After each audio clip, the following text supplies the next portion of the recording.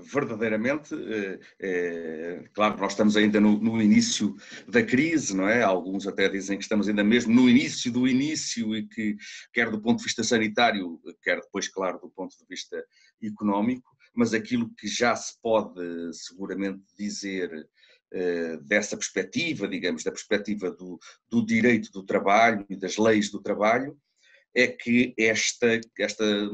isto que aconteceu no nosso país em março, e enfim, coloca o início no dialbar da crise, comprova, bom, por um lado, digamos, ponto talvez de partida, temos que ter a noção, e eu sou jurista, também dos limites do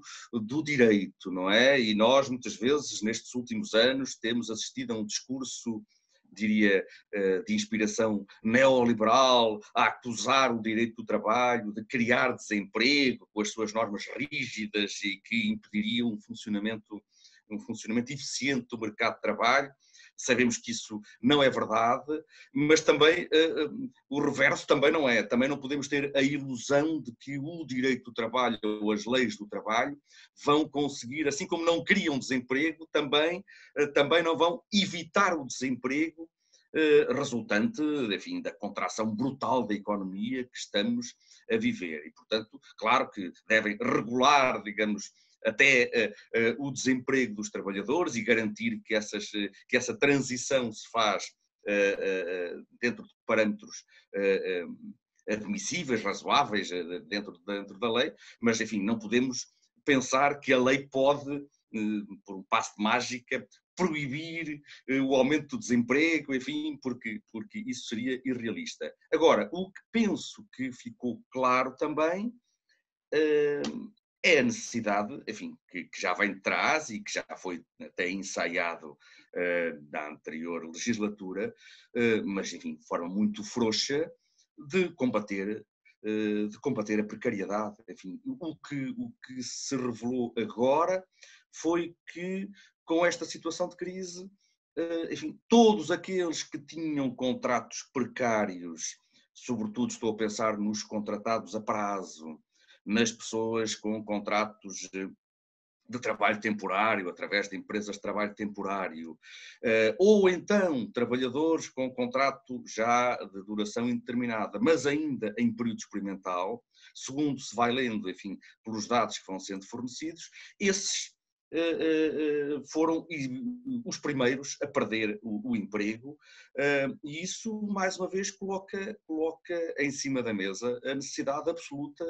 de, quando houver condições para isso, de se reforçar muito o combate à precariedade, enfim, muito mais do que aquilo que foi feito na legislatura anterior. Isto é, temos que, não sei ainda por que via, mas temos que acabar com esta ideia de que os contratos a prazo, os contratos temporários são a regra quase no nosso país, de que as empresas contratam indiscriminadamente através desses modelos. Não é isso que corresponde à lei, mas a verdade é que a lei tem sido incapaz, o discurso normativo do direito do trabalho não tem conseguido impor às entidades empregadoras e às empresas essa lógica, e nós somos confrontados muitas vezes com, ainda hoje, empresas que praticamente só contratam a prazo, nem pensam noutro tipo de modalidade contratual. Ora, é esse modelo que se foi instituindo ao longo dos anos que tem que ser claramente combatido, porque isto agora verificou-se também. Enfim, todas as medidas que até o governo está a tentar manter o emprego, salvaguardar alguns postos de trabalho, a figura do layoff, simplificar, tudo isto vale e está a tentar, de algum modo, proteger o emprego, mas daqueles que têm empregos com um mínimo de estabilidade. Todos os outros passaram à margem disso, e os outros são muitos, portanto não é que eu esteja a defender que devam acabar os contratos a prazo,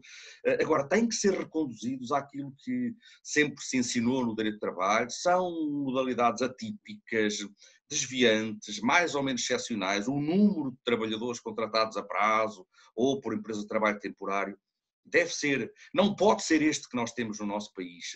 isto é a prioridade do combate à precariedade e também, enfim, estas alterações últimas que incidiram no período experimental também, segundo as notícias, revelou-se que muitos trabalhadores, ouvi ainda há pouco tempo notícias que no Algarve uma série de trabalhadores tinham sido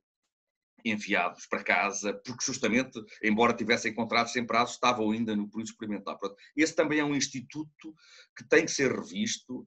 no sentido de diminuir os prazos, até porventura de não estabelecer o regime que a lei hoje tem, de partir do princípio que qualquer trabalhador está, quando celebra um contrato, entra em período experimental. Há países, basta ir aqui à Espanha, em que é o contrário, em que para haver período experimental é preciso que isso seja clausulado, estipulado pelas partes. Tudo isso tem que ser revisitado, enfim, quando houver condições disso, no sentido de diminuir os níveis de precariedade, porque esta crise mostrou que justamente, enfim, se tentam salvaguardar postos de trabalho, manter as empresas em funcionamento, quem está de algum modo a tentar sobreviver são os trabalhadores com contratos permanentes, com contratos de duração definida. Os outros já, muitos deles, perderam o emprego e ninguém conseguiu, ou ninguém tentou, ninguém conseguiu salvar o emprego. O segundo ponto ligado a isto,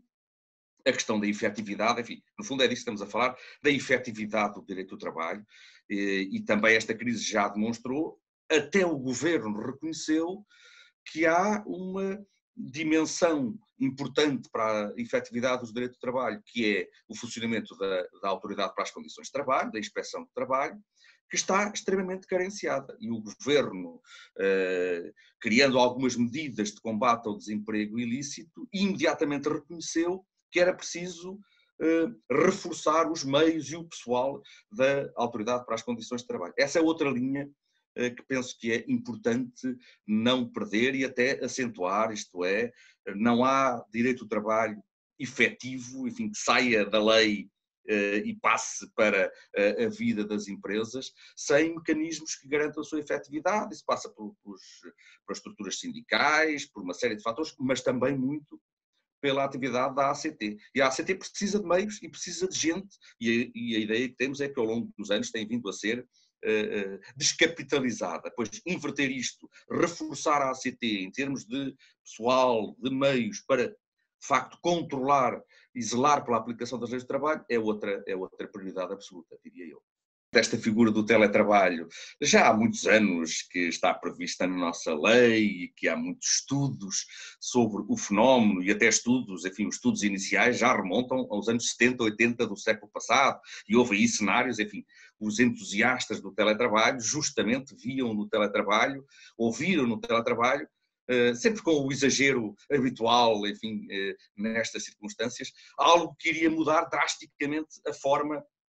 de todos nós vivermos, ou de uma grande parte da população trabalhadora viver, as pessoas deixavam de se deslocar para o trabalho, passavam a trabalhar a partir de casa, isso teria inúmeras vantagens,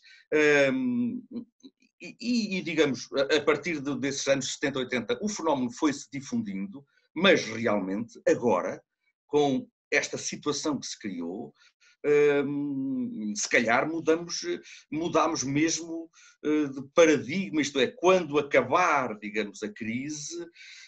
se calhar já não vamos voltar plenamente aos modos antigos de trabalhar, porque ganhamos hábitos, ganham uma grande parte da população, enfim, todo o tipo de trabalho, mais, digamos, de serviços, intelectual, que pode ser prestado através dos meios telemáticos, informáticos, etc. Agora, por uma questão de necessidade, a própria lei, enfim, obrigou a que as pessoas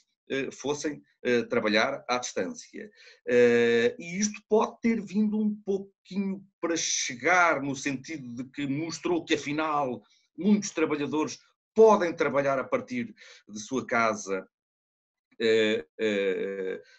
e não têm que se deslocar permanentemente para o tradicional local de trabalho. Agora, isto levanta, ou veio acentuar, e a situação que estamos a viver agora, penso que também está a comprovar isso de forma exuberante,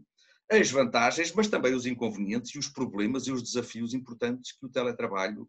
coloca. Enfim, sempre foi dito, até um pouco contraditoriamente, que uma das grandes vantagens do teletrabalho era justamente permitir uma conciliação mais fácil entre a vida profissional e a vida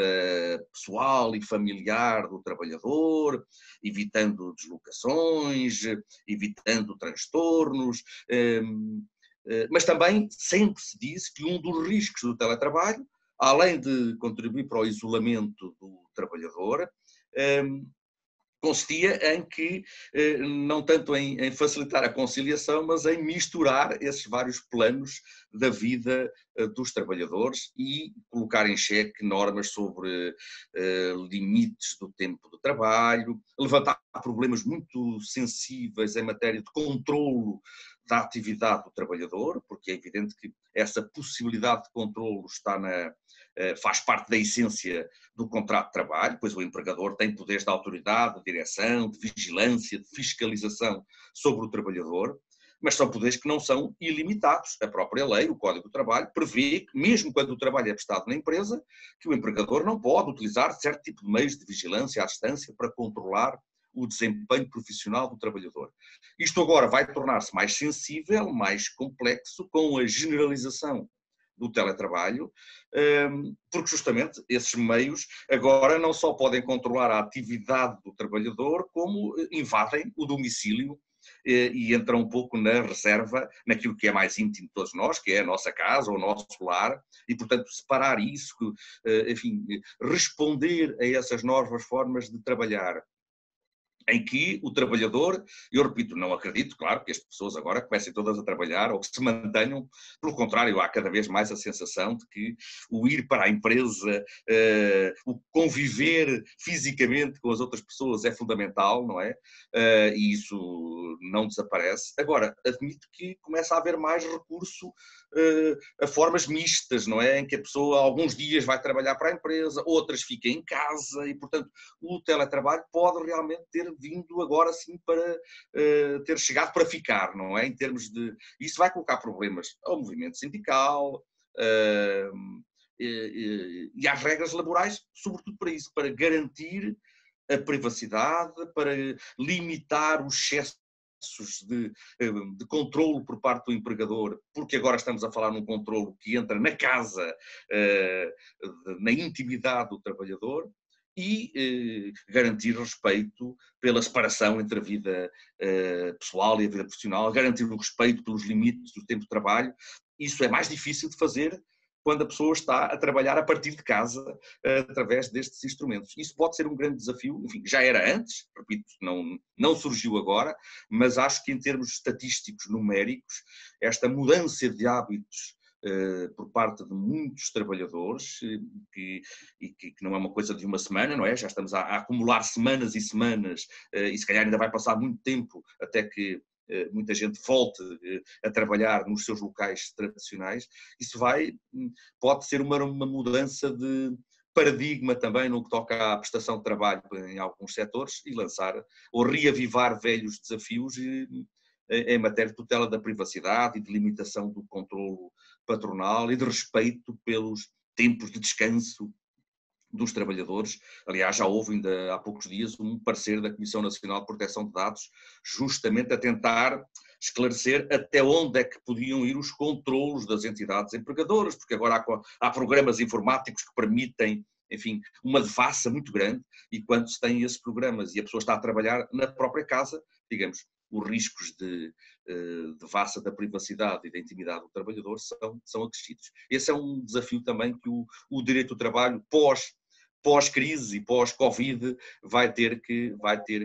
enfrentar, digamos.